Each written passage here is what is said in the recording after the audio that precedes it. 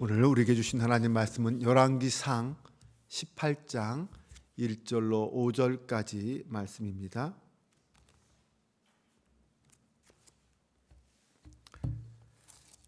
열왕기상 18장 1절로 15절까지 1절에서 15절까지 말씀입니다. 저와 여러분이 한 절씩 교독하며 봉독하겠습니다. 많은 날이 지나고 제3년에 여호와의 말씀이 엘리야에게 임하여 이르시되 너는 가서 아합에게 보이라. 내가 비를 지면에 내리리라. 엘리야가 아합에게 보이려고 가니 그때 사마리아의 기근이 심하였더라. 아합이 왕궁 맡은 자 오바댜를 불렀으니 이 오바댜는 여호와를 지극히 경외하는 자라. 이세벨이 여호와의 선지자들을 멸할 때에 오바댜가 선지자 100명을 가지고 50명씩 굴에 숨기고 떡과 물을 먹였더라. 아합이 오바댜에게 이르되 이 땅의 모든 물 근원과 모든 내로 가자. 혹시 꼴을 얻으리라. 그리하면 말과 노새를 살리리니 짐승을 다 잃지 않게 되리라 하고 두 사람이 두루 다닐 땅을 나누어 아합은 홀로 이 길로 가고 오바댜는 홀로 저 길로 가니라. 오바댜가 길에 있을 때에 엘리야가 그를 만난지라. 그가 알아보고 엎드려 말하되 내 주 엘리야여 당신이니까. 그가 그에게 이르되 그러하다. 가서 내 주께서 엘리야가 여기 있다 하라. 이르되 내가 무슨 죄를 범하였기에 당신이 당신의 종을 아합의 손에 넘겨 죽이게 하려 하시나이까. 당신의 하나님 여호와께서 살아계심을 두고 맹세하노니 내 주께서 사람을 보내어 당신을 찾지 아니한 족속이나 나라가 없었는데 그들이 말하기를 엘리야가 없다 하면 그 나라와 그 족속으로 당신을 보지 못하였다는 맹세를 하게 하였거늘 이제 당신의 말씀이 가서 내 주에게 말하기를 엘리야가 여기 있다 하라 하시나. 내가 당신을 떠난 후에 여호와의 영이 내가 알지 못하는 곳으로 당신을 이끌어 가시리니 내가 가서 아합에게 말하였다가 그가 당신을 찾지 못하면 내가 죽임을 당하리이다. 당신의 종은 어려서부터 여호와를 경외하는 자라. 이세벨이 여호와의 선지자들을 죽일 때에 내가 여호와의 선지자 중에 100명을 50명씩 굴에 숨기고 떡과 물로 먹인 일이 내 주에게 들리지 아니하였나이까. 이제 당신의 말씀이 가서 내 주에게 말하기를 엘리야가 여기 있다 하라 하시면 그리하면 그가 나를 죽이리이다. 같이 봉독합니다. 엘리야가 이르되 내가 섬기는 만군의 여호와께서 살아계심을 두고 맹세하노니 내가 오늘 아침에 아멘. 할렐루야. 오늘도 우리와 함께 하시는 주님께서 우리와 동행하시며 우리를 모든 삶의 형편 가운데 보호하여 주실 줄로 믿습니다. 열왕기상 18장 말씀은 엘리야 선지자의 사역 가운데 우리에게 가장 많이 알려진 그리고 가장 유명한 사건인 갈멜산에서 엘리야와 아합과 아세라 선지자와의 850대 1의 대결에 대한 이야기가 나옵니다. 오늘 우리가 읽은 15절까지는 그 준비 과정에 있는 이야기로서 하나님의 명령에 따라 아합 왕을 만나러 가는 엘리야와 또 아합 왕의 신하인 오바댜와의 만남과 그들의 대화가 기록되어 있습니다. 하나님의 역사를 가만히 살펴보면 서로 다른 다양한 사람들이 함께 어우러져서 아름다운 화음을 이루어 다양한 사역들을 행하시는 그런 것을 볼 수 있습니다. 다양한 사명자들이 각자의 역할을 자신의 자리에서 감당할 때에 그 사명들이 모여서 하나님이 원하시는 사역이 완성되어 간다라는 말씀입니다. 어떤 하나의 사역이 완성되기 위해서는 그래서 여러 사람들의 각자의 사명에 따른 충성과 헌신이 필요합니다. 그래서 하나님의 일은 합력하여 선을 이룬다라고 표현하기도 합니다. 그러므로 중요한 것은 어떤 사명을 맡았느냐라는 것보다 맡겨진 사명에 얼마나 충성하느냐, 이것이 훨씬 더 중요하다고 할 수 있습니다. 오늘 본문을 통하여 각자의 사명을 맡은 자들이 어떻게 함께 합력해서 하나님의 뜻을 이루어 가는가 살펴볼 수 있습니다. 북왕국 이스라엘 땅에 가뭄이 시작된 지 3년째에 하나님은 엘리야에게 아합 왕을 만나라 라고 말씀합니다. 그 말씀은 이제 가뭄은 그치고 다시 비를 주겠다라는 하나님의 뜻이 담겨 있는 말씀입니다. 17장 1절을 보면 3년 전 엘리야는 아합을 만나서 이렇게 말합니다. 내가 섬기는 이스라엘의 하나님의 여호와께서 살아계심을 두고 맹세하노니 내 말이 없으면 수년 동안 비도 이슬도 있지 아니하리라. 그러면서 이스라엘 땅에 가뭄을 선포하죠. 네, 정말 3년 동안 비도 이슬도 내리지 않은 극심한 가뭄이 일어났습니다. 그로 인해서 백성들이 얼마나 힘들었을까요? 상상이 가지 않죠? 당시 그 3년의 가뭄 속에서 아합 왕은 이 가뭄의 원인이 하나님과 엘리야에게 있다라고 판단하고 하나님과 엘리야에 대한 극심한 분노가 있었습니다. 엘리야를 잡으려고 쫓아다니기도 했죠. 그리고 더구나 아합의 아내인 이세벨은 하나님을 경외하는 선지자들을 잡아다가 사형에 처했습니다. 그런 핍박과 고난의 시기, 가장 극심한 때였습니다. 그런데 그런 가장 극심한 핍박의 때에 하나님은 엘리야에게 아합을 만나라 라고 말합니다. 아합을 만나는 순간 붙잡혀서 목숨을 잃게 되는 상황이었던 것입니다.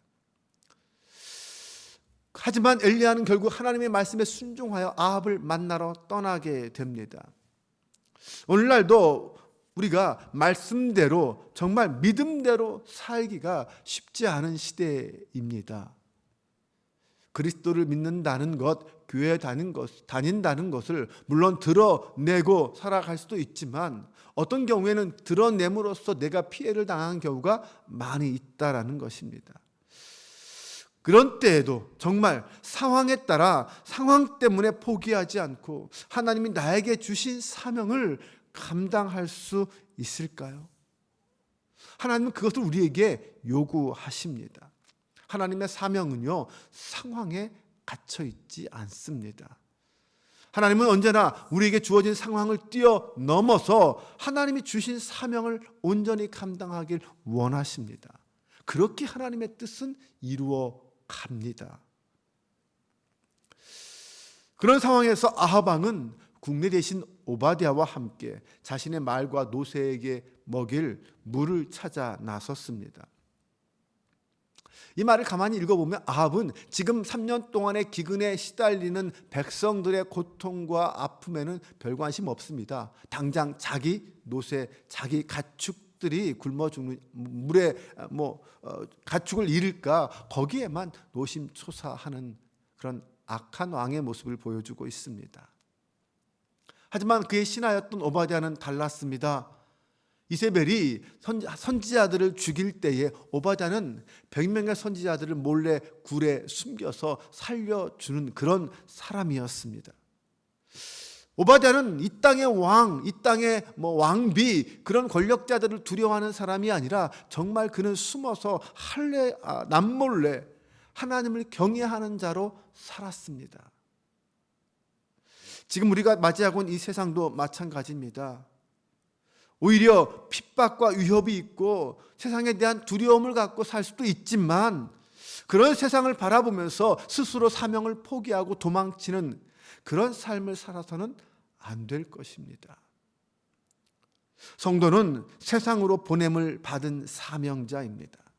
사명자는 나에게 주어진 어떤 삶의 자리든 환경 속에서든 세상을 두려워하는 자가 아니라 하나님을 경외하는 자로서 하나님이 주신 사명을 수행하는 자로 살아야 합니다. 세상 앞에서 도피하고 숨는 자가 아니라 세상 한복판에서 그럼에도 불구하고 하나님을 섬기는 자, 이 사람이 진짜 사명자입니다. 때로는 우리가 세상으로부터 위협을 받을 수 있습니다. 그렇지만 그럴 때에도 사명을 망각하지도 말아야 되고 때로는 사명이란 명분으로 세상을 등지는 삶을 살아서도 안 될 것입니다. 우리의 삶의 자리는 언제나 하나님이 주신 그 자리입니다. 그곳에서 하나님의 뜻을 이루어가는 것이 사명이라는 거죠. 오늘 내가 있는 그 자리가 하나님이 주신 사명의 자리임을 믿으시기 바랍니다. 그곳에서 하나님이 나를 위해 하나님이 허락하여 주신 축복의 자리입니다 라고 믿고 그 앞에서 하나님 앞에 신실한 사명자로 살아가는 저와 여러분이 될 수 있기를 바랍니다. 하나님은 언제나 사명을 잃지 않고 세상의 위협에 굴하지 않고 끝까지 사명을 감당하는 그런 사람을 통하여 당신의 역사를 이루어 가십니다. 자신의 위치에서 은밀하게 하나님이 주신 사명을 감당하던 오바댜, 그는 물을 찾아 길을 나섰을 때 우연히 하나님의 사명을 공개적으로 감당하고 있던 엘리야를 만나게 됩니다.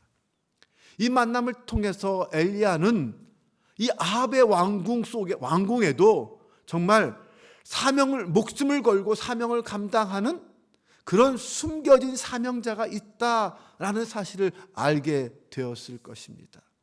그리고 오바댜는 하나님의 명령에 따라 철저하게 당당하게 숨기지 않고 도망치지 않고 사명을 감당하는 그런 엘리야도 있다라는 것을 알게 되었을 것입니다. 엘리야는 오바댜에게 자신이 있는 곳을 아합에게 알려주라라고 말합니다. 하지만 오바댜는 그것을 말리죠. 지금 아합이 어떻게 그동안 엘리야를 찾아다녔는지 알고 있는 사람이었기 때문입니다. 당장 엘리야의 목숨에 위협이 있기 때문에 말립니다. 또한 엘리야의 말대로 했다가 하나님이 엘리야를 또 번쩍 들어서 숨겨주시면 결국 그렇게 말한 자기 목숨이 위협할 거다라고 말하면서 그렇게 하지 말자라고 이야기합니다. 하지만 엘리야는 하나님의 살아계심을 두고 맹세하며 내가 사라지지 않겠다, 도망치지 않겠다, 만나겠다라고 약속을 하죠. 네, 모든 것이 힘들고 절망적인 상황에서도 왕궁 밖에서도 왕궁 안에서도 각자의 사명을 감당하는 하나님의 사람이 있고 왕궁 안에서도 왕궁 밖에서도 하나님은 여전히 일하고 계셨습니다. 다양한 사람들을 통하여 당신의 일을 하나님은 여전히 행하고 계셨습니다. 우리의 사명은 그렇습니다. 사명에는 차이가 있을 뿐 차등은 없습니다. 모든 사명은 하나님이 주신 그 역사 안에서 이루어지는 것입니다. 사명의 크기나 사명자의 능력보다 더 중요한 것은 그 사명을 주셔서 그 일을 이루어 가시는 하나님을 향한 충성입니다. 누가 어떤 사명을 갖게 되었느냐보다 더 중요한 것은 주어진 사명에 얼마나 충성하느냐라는 것이라고 말씀드렸습니다. 처음부터 엘리야의 사명이 달랐고 오바댜의 사명이 달랐습니다. 마찬가지로 우리도 각자의 주어진 사명이 다릅니다. 우리는 각자의 삶의 자리에서 그 삶에 맞는, 때로는 내가 가지고 있는 능력, 때로는 내가 가지고 있는 성품, 성향, 거기에 각각 맞는 사명을 하나님이 주십니다. 우리 각자에게 주신 그 사명의 퍼즐 조각들이 하나님 나라라는 거대한 그 사명의 한 조각입니다. 그러므로 우리가 나의 사명의 자리에서, 헌신의 자리에서 그 사명을 성실하게 감당한다면 하나님 나라라는 그 커다란 퍼즐의 한 조각을 내가 맞추어간 거다라고 말할 수 있을 것입니다. 여기 계신 모든 성도들이 함께 그렇게 하나님 나라를 위해 충성할 때 한빛교회라는 하나님 나라가 아름다운 퍼즐로 완성되어 갈 수 있을 것입니다. 그렇게 하나님의 역사는 합력하여 선을 이루어 갑니다. 오늘도 내가 살아가는 그 삶의 자리는 하나님이 보내신 사명의 자리임을 믿으시기 바랍니다. 그곳에서 전심으로 충성하며 하나님의 주신 사명을 이루어가는 오늘 하루 저와 여러분 되시기를 주님의 이름으로 축원합니다. 기도하겠습니다. 하나님, 오늘 우리를 주님의 자녀로 불러주시고 사명 주신 것 감사합니다. 주어진 삶의 자리에서 부르신 뜻을 이루기를 소망합니다. 연약한 우리 믿음을 강하고 담대한 믿음으로 바꾸어 주옵소서. 갈 길 몰라 헤매는 자들에게 길을 비추어 주옵소서. 생명의 길과 사명의 길을 분명히 분별하게 하시고 그 지혜를 가지고 주님께 충성하는 저희들 되게 하여 주옵소서. 사랑의 하나님, 하나님의 역사는 언제나 합력하여 이루어짐을 믿습니다. 우리가 각자의 자리에서 각자의 사명을 따라 각자의 모습으로 헌신할 때 오직 주님만 영광 받으시고 주님의 뜻이 성취되게 하여 주옵소서. 우리를 주님의 사랑과 섬김을 위한 도구로 사용하여 주옵소서. 오늘도 이 새벽 주님 앞에 나와 기도하오니 하루의 삶 속에서 하나님의 뜻을 발견케 하시고 이루게 하여 주옵소서. 우리 주 예수 그리스도의 이름으로 기도합니다. 아멘.